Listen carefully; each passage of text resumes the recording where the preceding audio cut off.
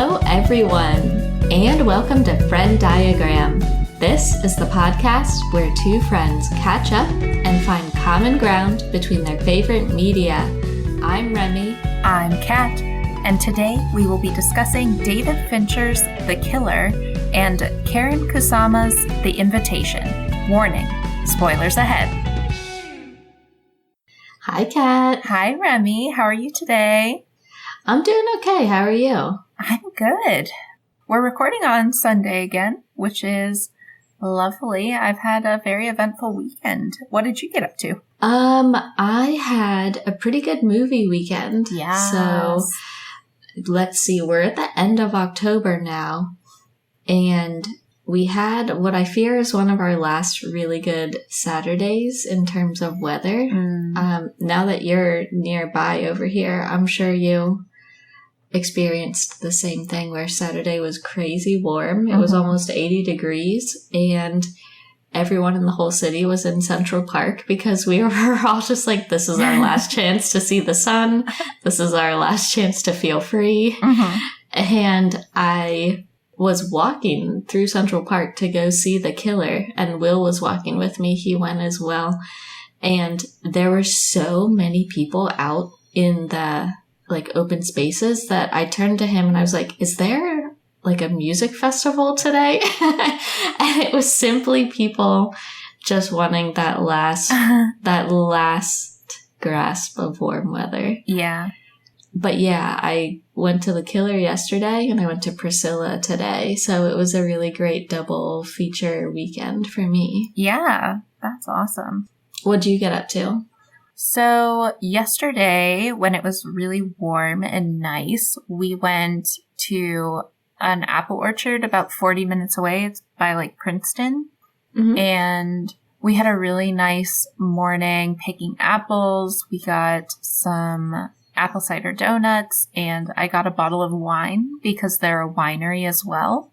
Cool. And that was really good. It was a little bit sweeter than I would normally go for, but it was more of on the Riesling end of sweet wines. So it was really good. And then we started a new video game. We started Alien Isolation, which is really good so far. I don't know. It depends what happens with the plot, but I could see myself talking about it on the pod eventually because it's just such a well-designed game. And then today we went and saw Jurassic Park in concert. So it was a screening of the movie, but they'd removed the score. And so the movie was playing up on the projector, and then there was a symphony. The New Jersey Symphony was sitting in front of the projector, or not in front of the projector, in front of the screen. And we just see the shadows.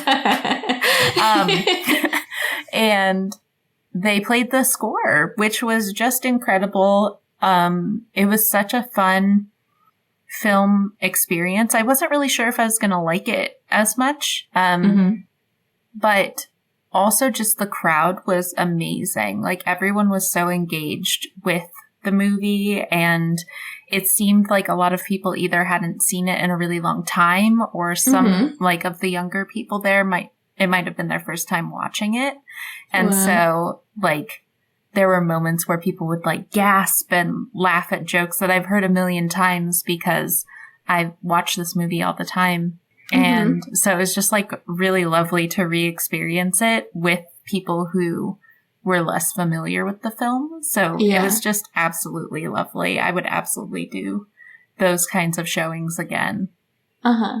Yeah, sometimes there's just an extra layer of enjoyment when you are watching other people respond to things, whether it's for the first time or the millionth time. There's something about hearing people make noises of agreement with what you're feeling, or just hearing people really enjoying themselves. I had an experience like that I'll tell you about for my topic. But I'm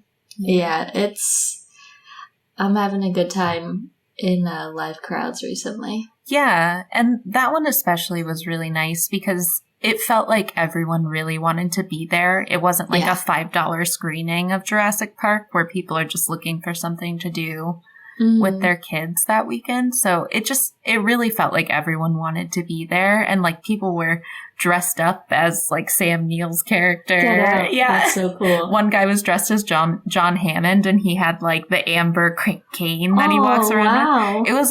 It was really fun. But then there were just people in normie clothes too. Sure. It wasn't like everyone was there to have that kind of a time, but that's so fun. It was just such a good time. I was like on cloud 9 afterwards. It was super fun. I think it would be fun I think it's really fun when people dress up for movies, and I know that's really common for going to see, not cult classic films, but films that have a huge following, I guess. Like The Big Lebowski, everyone can dress up as the dude. Yeah. Or stuff like that I know is really common. Rocky Horror. Or like Rocky Horror. Yeah, that's the perfect example. But I also think it would be really fun if, for example, everyone that dressed up for Barbie, if we carried that over into other films that are new films, I think that would be excellent. I was considering dressing in like cocktail attire for Killers of the Flower Moon. Oh my gosh, that would have been so cool. Saturday morning, and I was like, I'm just going to look like a psycho if I do this. No, I think everyone should do fun things like that.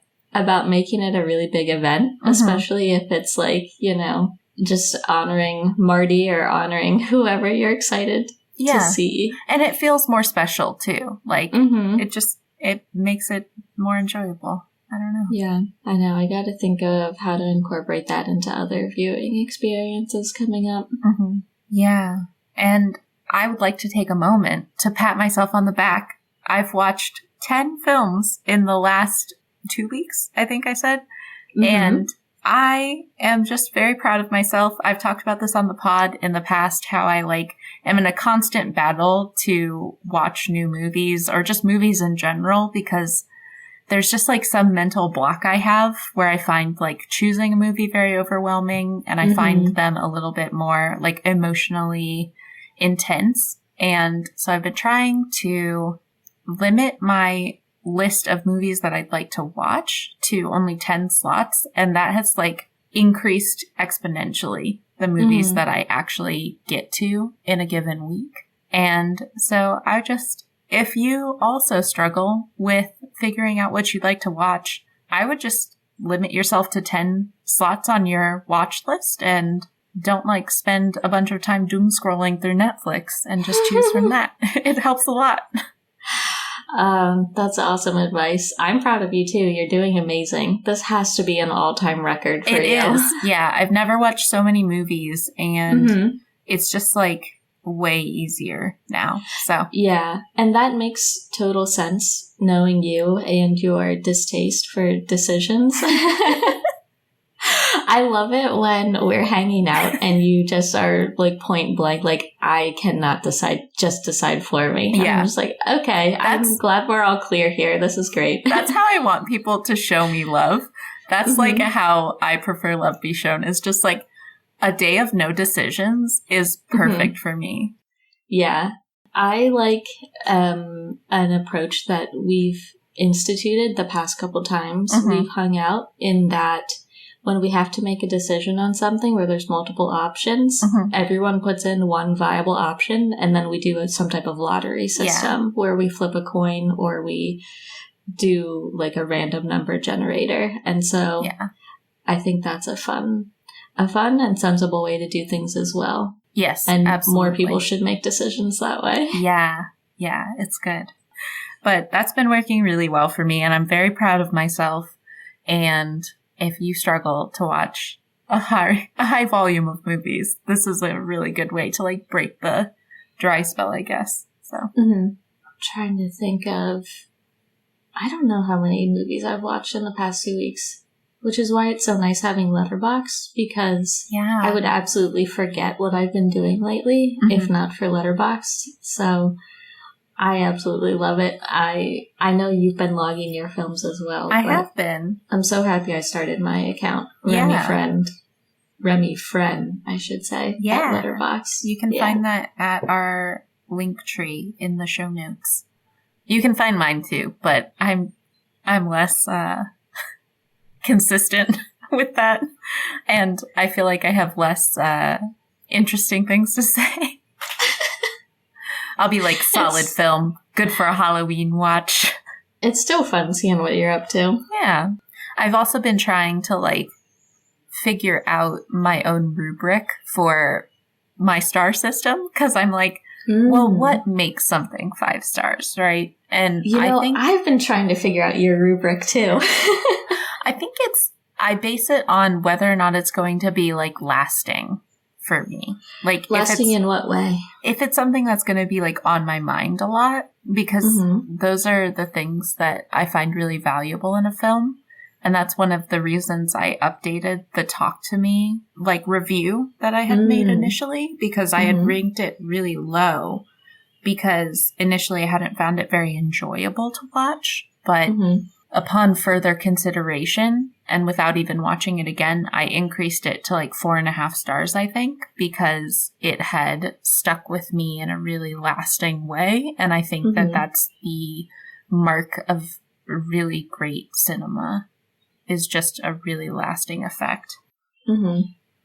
Absolutely. That definitely factors into my algorithm as well. Another thing that is a big chunk of my algorithm is whether something surprised me or not. If something surprises me, good or bad, well, I mean, it doesn't have to be a good valence surprise, but if something surprises me, it's at least jumping up a star or a half star from wherever it was at. That always means a lot to me. So I don't think I could tell you my algorithm outright, because a lot of it's just intuitive, but those are 2 things that definitely factor in. Yeah. A lot of it for me is like gut feeling, and that's why a lot of my rankings are really high. And so I had to figure out a way to like spread it out within things that I do like, because initially I was like, oh, well, I really enjoyed watching that movie, so obviously it's 4 or 5 stars. And so everything was really, really skewed up. But I think it's very hard for me to like go into something and not end up liking it, you know? But movies that I think about a lot need to be higher up in the order.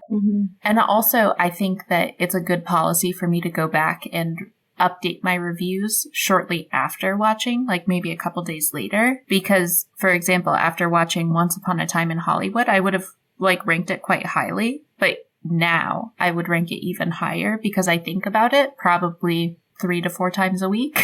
Like at least. Yeah, I think about that movie all the time. And that's not what I would have expected coming out of that viewing experience. So it matters more to me now. I will say I have been thinking a lot lately. Okay, well, this is this is related to my latest dream fantasy life, where I think every day that I'm at work about how I wish I was a cowboy. And I like go back and forth between texting you and texting Will, like, I want to be a cowboy.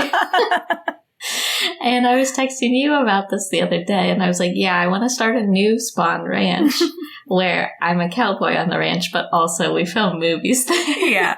So I've been thinking about Spawn Ranch a lot, but I'm curious about what you think about from Once Upon a Time in Hollywood.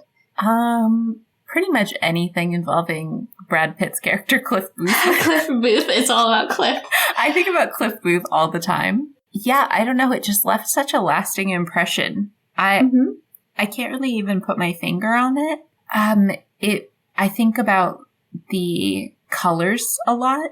I really like the colors they used in that film. I don't know. I just think about it a lot. It just like is a nice place for my mind to go to. Yeah, that's awesome. Yeah. I was just curious. Yeah, I wish I had a better answer, but it's just, I think about it a lot. Great film. Good times. Yeah, I guess I'm going first this week, right? Then, yeah, I'll jump in. As I was explaining to you, on Saturday this weekend, it was amazing outside, and so I took the opportunity to book tickets to David Fincher's new film, The Killer, which is showing for 1 week only at the Paris Theater, which is way down. It's at like the bottom of Central Park. It's like 1 block away from the bottom of Central Park. And so Will and I walked there through the park and allotted like an hour's walk time to get there. That's non-trivial. Yeah. But it was so nice, and it had been so long since we were outside in the sun, no less, that we were like, this is the perfect opportunity to be outside for at least an hour each way. Yeah. And I was really excited to show him that theater. I went there to see Once Upon a Time in Hollywood. Oh, strangely enough. Yeah. That's so weird. As part of their Big and Loud series that I've been telling you about. Yeah. But they're also... It's like this, I think it's a historical theater that was going to close, but then Netflix bought it and renovated it, and now they own it. And that's the reason why The Killer is showing there for 1 week only, because it's in limited release and then will come to Netflix and live on Netflix starting on November 10th. Oh, that's actually really exciting. Yeah, so often when things are produced and or distributed by Netflix, they'll have a short run at the Paris Theater and then live on Netflix in perpetuity. That's really cool. That's awesome. Yeah. And so, I've been scanning the horizon for an opportunity to see The Killer in theaters, though, because like most people on the planet, I'm always interested when David Fincher has a new film. And I thought the promotional materials for The Killer looked really promising. And so I wanted to pounce on the opportunity to see it in theater if possible, because I love having that full theater experience whenever I'm able. And so I was really happy to do that. I took Will, and he thought that the theater was really cool too. And we established our preference to be in the balcony section. Oh, yeah. And that way, like, you don't have to kind of crane your neck up to look at the screen. It's like dead on view. And so I love any opportunity to be in a balcony. Yeah. That's my favorite place to be in film scene for the same reason. Yeah. Yeah, so that was awesome.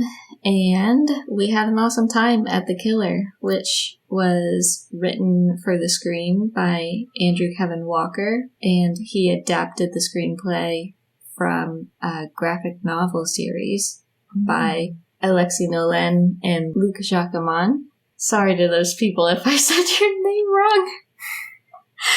wrong. But yeah, it's based on the graphic novel series, and obviously directed by David Fincher, like I said, starring Michael Fassbender as a no-name-given assassin.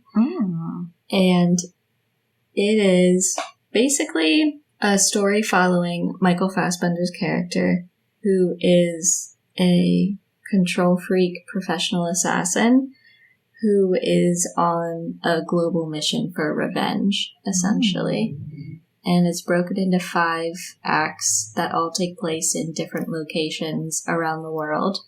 And you begin the film in Paris watching Michael Fassbender on a routine assignment, essentially, where he's staked out a Paris hotel or a Paris apartment building, and he's waiting for his target to be available to snipe. And while he's spending days setting up his nest and waiting for the target to appear, he's using voiceover to talk you through his routine as an assassin and his philosophy on killing for a living and his philosophy on humans in general, and giving you all kinds of procedural details into every decision that he makes and why he has such tight control over his routine and his life and the way he does things. So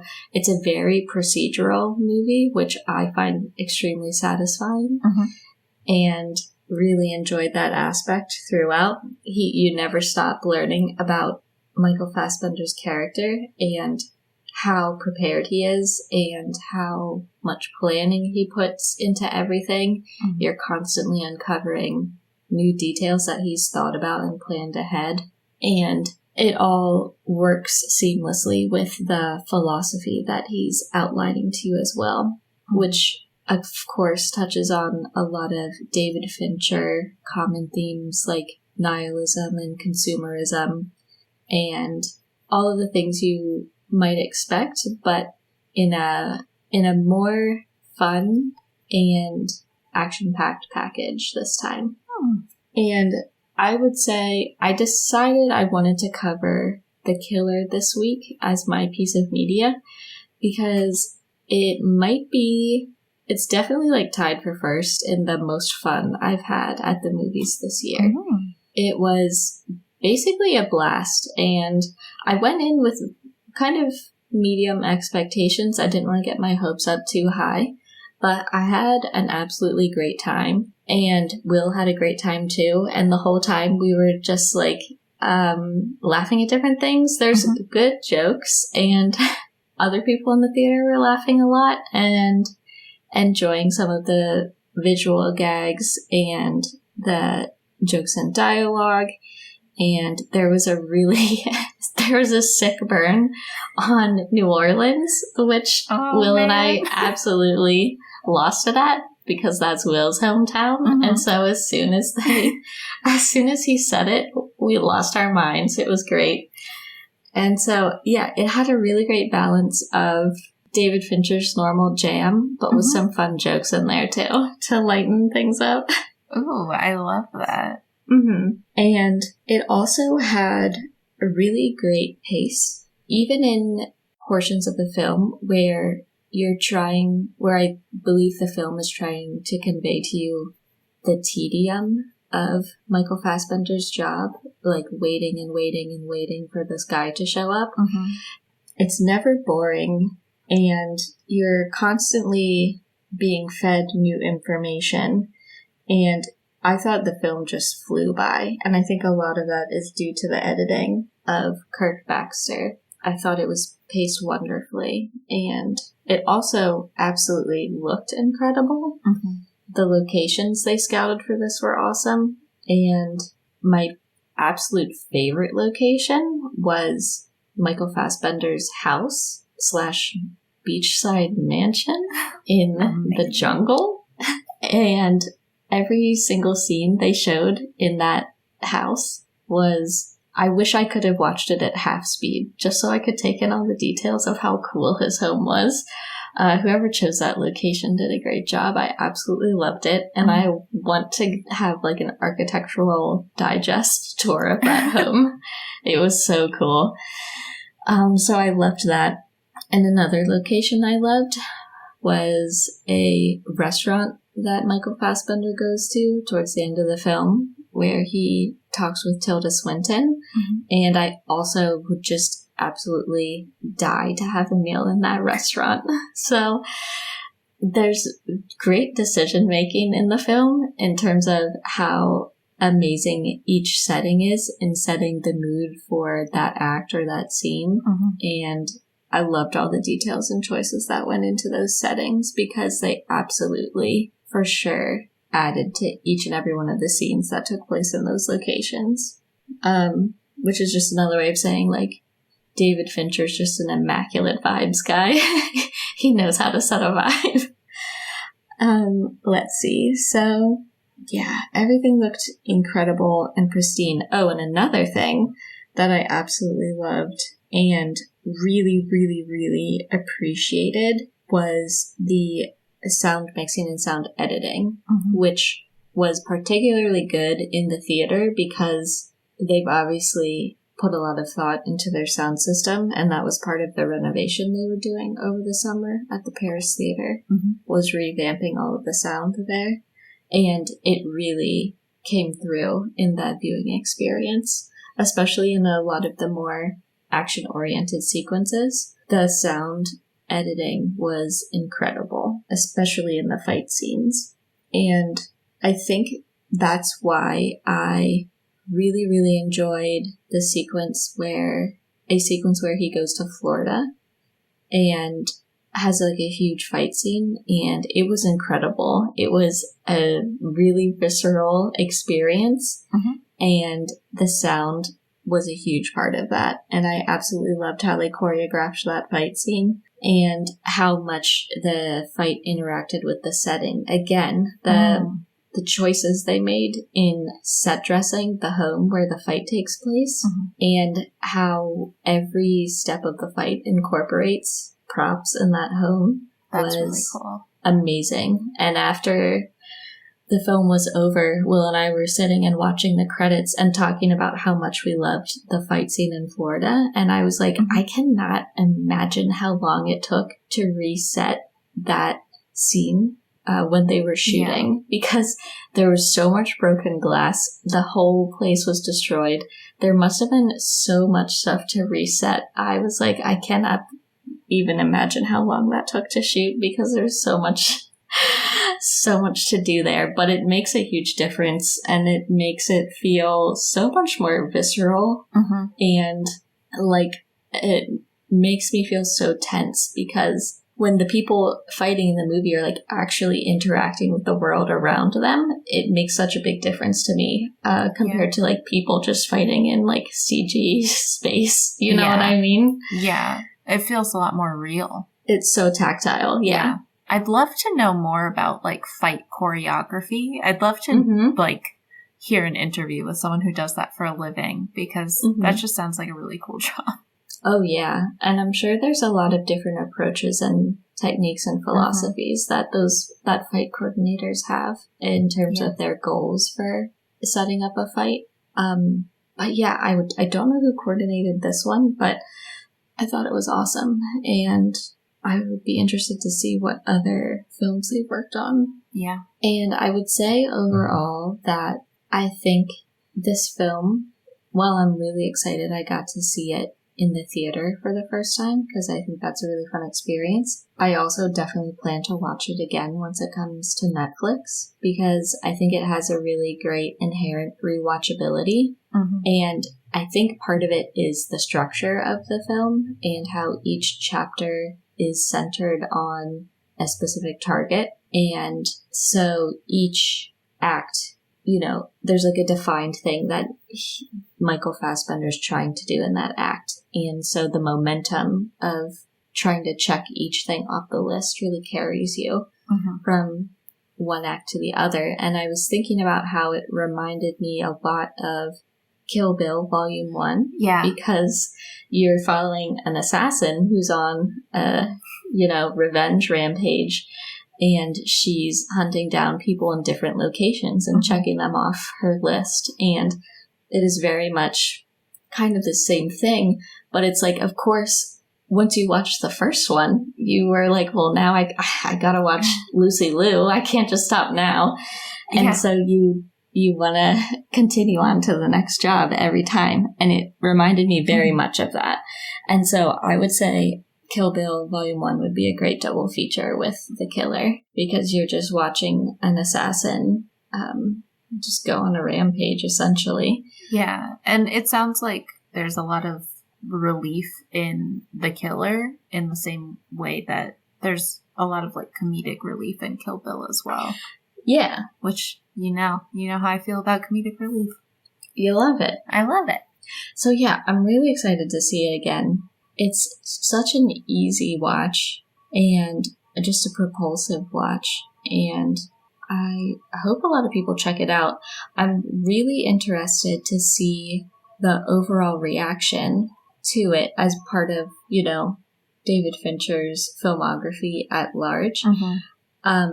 The Blank Check podcast, which is a podcast I really enjoy listening to, they are the two hosts, Griffin and David. They cover the entire filmographies of one director at a time and talk about, the interplay between each of the films in that director's filmography and how that maps on to how much, power and influence and autonomy they had as a filmmaker through each stage in their career at each film. And they're covering David Fincher right now because of his new film coming out. And so I can't wait to see their reaction to it and their discussion of it in his filmography as a whole. So I'm very much looking forward to that. Yeah, it sounds awesome. Mm-hmm. Gonna add it to my list. To your list of 10 films? Yeah. Awesome. Please do. I have 2 empty slots now because I haven't decided what's going to go in them, so. Yeah. But yeah, those are most of my highlights. I don't want to give anything else away, but I think, that's a little bit more than what you see in the trailer, but you get the sense of what it's about just from the trailer. Yeah. Awesome. So, once again, you're covering something brand new, hot off the press. And I am covering something that's a little bit older. So I recently revisited the film The Invitation, which came out in 2015. And it is not to be confused with The Invitation, which came out in 2022, I believe. So I'm talking about the film that was directed by Karyn Kusama. It was written by Phil Hay and Matt Manfredi. And it has a whopping 89% on Rotten Tomatoes. So we know that this is a highly regarded film. So I definitely wanted to revisit it. I watched it, I think, in 2019 for the first time and remembered really, really liking it. It is definitely when I was starting to get more into independent horror films and thrillers, which this film kind of rides the line between a thriller and a horror film, I think. But it really made a lasting impression on me. And it's also kind of following a theme in my spooky season content this month because I recently covered Black Sheep, which is kind of cult horror in the same way that this film is. So the general plot of this film is that there is a group of old friends that are reuniting. After a period of not really talking to one another, they all get an invitation to come to their friend's house and have a dinner party. And we know that the friend group kind of split apart after 2 of its members lost a child and were going through extreme grief and just kind of fell away from the friend group, got a divorce, and have been living separate lives since then. And we know that our main character that we're following, Will, who's played by Logan Marshall Green, he is still really, really grieving his son. This is pretty raw and just a really hard time for him. He is bringing his girlfriend, Kira, with him to this dinner party, and it is being hosted by his ex-wife and her new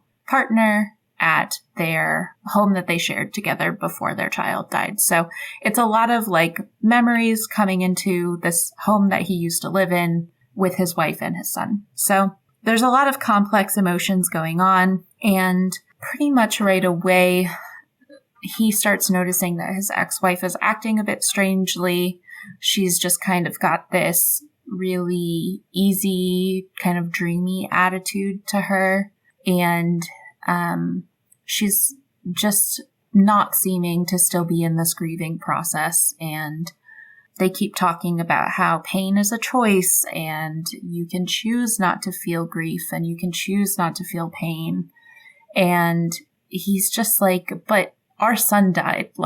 I'm still feeling this and I'm still very emotional about this.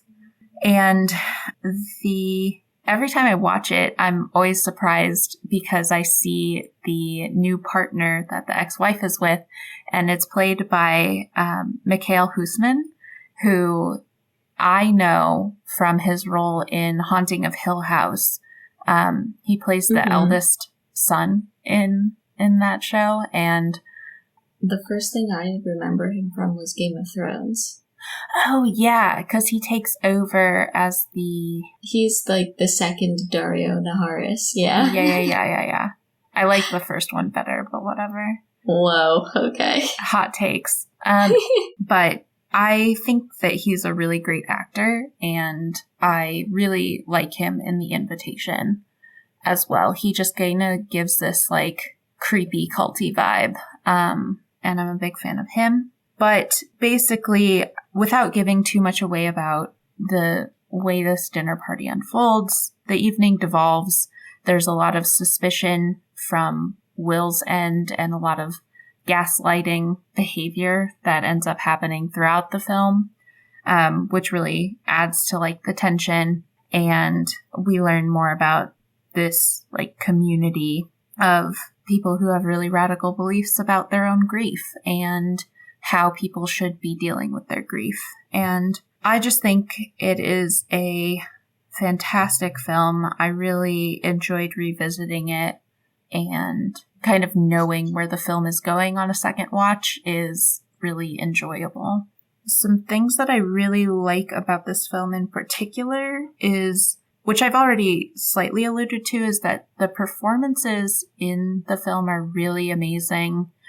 One thing that I was thinking about on this watch in particular is that the friend group chemistry felt really real to me. There was like just a lot of like very friendly moments where people would like lean their head on someone's shoulder just like casually during conversation. And I think that that's the way that like my college friend group interacted and things like that. People who have a really close friendship with one another. I just thought they did a really nice job acting like they knew each other very well. And another standout performance that I liked in particular was John Carroll Lynch's performance as I was hoping you would bring him up. Pruitt, who is like a friend of the hosts. He's also part of this like invitation group. And he is unsettling. He is so strange, and he has this monologue halfway through the film that just, he's describing how his wife died and like his intense grief, and it is delivered in just a very calm, unsettling way, and he knocks it out of the park. I love him. Not like love the character, but he just did such a good job. Yeah. John Carroll Lynch is the king of unsettling. He's so good. Yeah. So look out for him when you watch this, because it's, unsettling. Another thing that I like about this film is that while there isn't a ton of like comedic relief to the film, there are moments of relief where the tension will build and build and build and then break, and it'll like settle down to kind of a baseline and then build and build and build.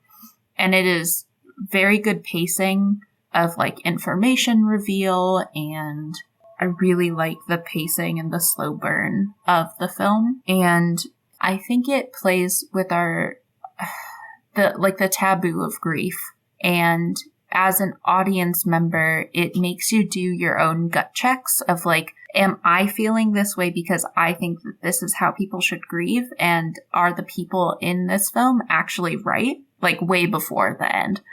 And I think that it makes you kind of question your own belief systems in a really interesting way. And you're very aligned with Will's character, who's like trying to figure out what's going on, and whether or not you should be judging this group of people. And I just really enjoy that aspect of it. I enjoy that as an audience member, you don't know any more than your main character. Yeah. And it is so unclear what is going on. You don't know if your main character should be trusting their gut and should be listening to their own instincts. So I found that really entertaining. And I think that I'm not going to give anything away, but there's a scene where they're all doing a toast, and that scene is so good. It like is that final moment of questioning and trusting your gut, and they just did such a good job designing that scene. Yeah, and I think throughout, Karyn Kusama does such a good job of understanding where the audience is at as a stand-in for Will. Yes. And kind of having like a mental representation of a scale of doubt versus like not doubt for what is going on at this night, because there's constantly different things being added to the scale of whether something bad is going down. And she so expertly manipulates the audience through Will's experience to kind of push and pull you back and forth and be like, holy shit, Will, you got to get out of there. And then like 5 minutes later being like, no, actually, you're going to look crazy if you like do something weird. And she toys with the audience so expertly that when I like watched this film and got to the end, I was like, I'm so impressed by how manipulated I was, like down to the second. That the execution is phenomenal. And I was like, this is why I'm glad I'm a person who, for the most part, is like an along for the ride type of viewer, because I want that artful manipulation. I want to feel what the director is hoping for me to feel moment to moment, because in instances like this, it feels so rewarding. And when you're completely aligned with your point of view character like that, it is so immersive, and I was just extremely impressed by that as like from the skill of a filmmaker to have me go on that ride exactly how they wanted it, scene by scene, moment by moment. And this was my second watch of this film, and I was still like not sure because I haven't seen it in many years, and I was on that emotional ride with Will the whole way. Even though I knew how it like ends, I couldn't remember how we got there. And so the rewatchability is amazing. I really enjoyed rewatching it, and I didn't feel like I had too much information at any given point. And with that, this might be kind of too much of a spoiler, but I think it's kind of clear where the movie's heading. And the knowledge that you're right at the very end is so satisfying, but so devastating. And I love that they give you an answer and that it's not left up in the air, because some movies will do that. They'll be like, oh, well, it's open to your interpretation. But I loved getting that answer and getting a resolution to the whole plot. And I think that it just felt really satisfying. And the final like action scenes are amazing. It's just, you're on the edge of your seat for most of this film, and I highly recommend it. It's amazing. I know. I was so excited when you told me this was your pick. I was like, I love that movie. It's such a great film. Yeah, I think that's all I've got on it. Do you have any double features you might line up with it? I think a good double feature with this film would be Midsommar, in my opinion. It's dealing with a lot of grief in both of the films, and I think that Midsommar does a really good job being a slow burn where you're getting information about a group of people really, really slowly. And it all culminates in a really interesting final sequence of events, I guess. So I guess that would be my double feature if I had to choose one off the top of my head. Do you have one in mind? I was thinking Coherence, because it's another independent film where you're seeing a friend group having a dinner party, and there's clearly a lot of history and tension within the group.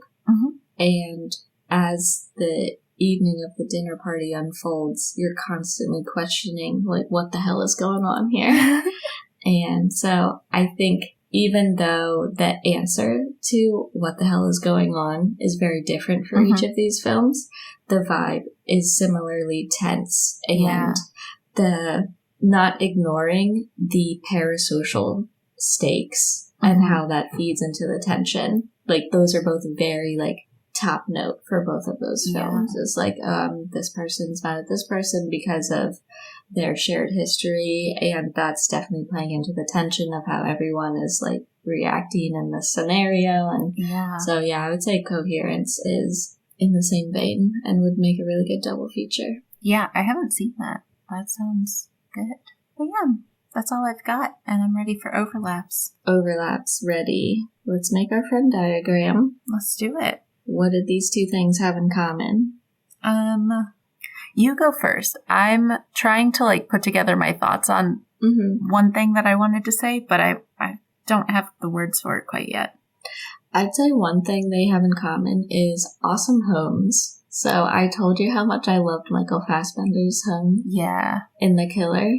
It's absolutely amazing. And I think the home where the dinner party takes place in The Invitation is also really cool. Yeah. It's like a classic Hollywood Hills place, I guess, or in my imagination. That's what I imagine really nice homes in the Hollywood Hills looks like. I think that's where it is. I think it's definitely in LA at the very least.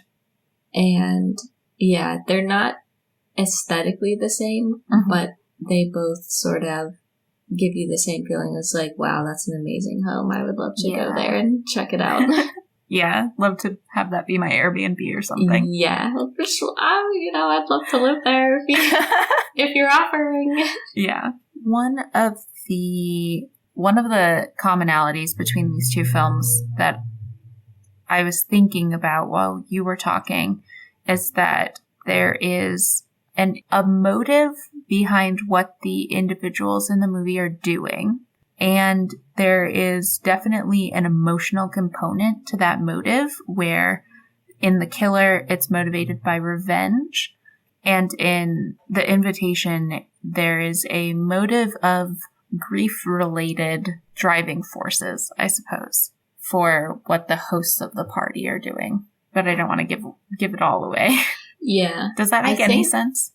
I think it's similar to a thought I was having, which I think is easier to convey having seen both of them. Yeah. And it's that the people in these films are demonstrating extreme rationalization as a coping mechanism for extreme emotions. So in The Invitation, you're talking about how Will's ex-wife says that she can, rationalize her pain away by saying it's a choice and kind of making it an abstract thing that she can push away.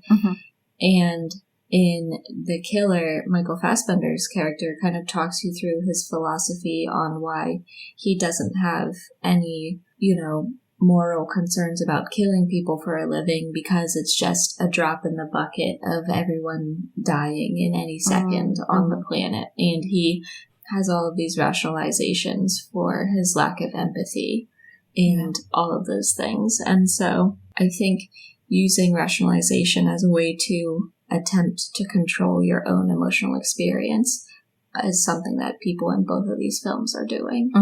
Yeah. Absolutely.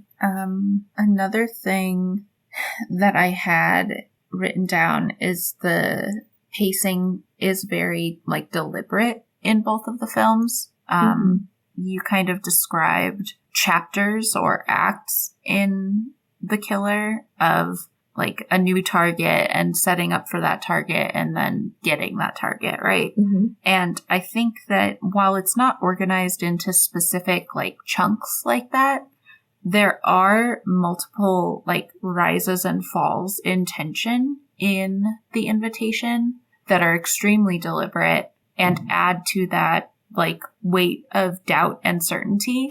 And so that's one of the things that I think makes this film so effective as well. But the pacing is definitely an overlap. And I think that also feeds into how we both described each of our choices as rewatchable because the pacing is so good and you feel yourself being so expertly manipulated by a director that has very tight control over the film and over the audience's emotions that you feel really willing to go on this ride again and again because you are happy to be manipulated in that way because it's such a fun time and or tense time. Yeah. I guess another overlap I would have is that there are good fight scenes in both of the films. I can't remember if there was use of environment in The Invitation, really. I vaguely remember lots of things being broken, but I don't remember exactly how that played into the fighting. Mm-hmm. But the fight scenes are really, really scary because no one is expecting a fight. Like a lot of the people in this film are not expecting a fight. Why would you? You're just at a dinner party. Yeah. But the struggles are really good. So definitely a big fan of that. The Invitation is streaming on AMC Plus. It might be other places as well, though. I think it's like on some of the free movie services as well. Yeah, it says you can stream it for free on Pluto, Tubi, and Peacock, in addition to AMC Plus. Mm-hmm. And The Killer will be coming to Netflix on November 10th. Yeah, check it out. It's going to be on my list.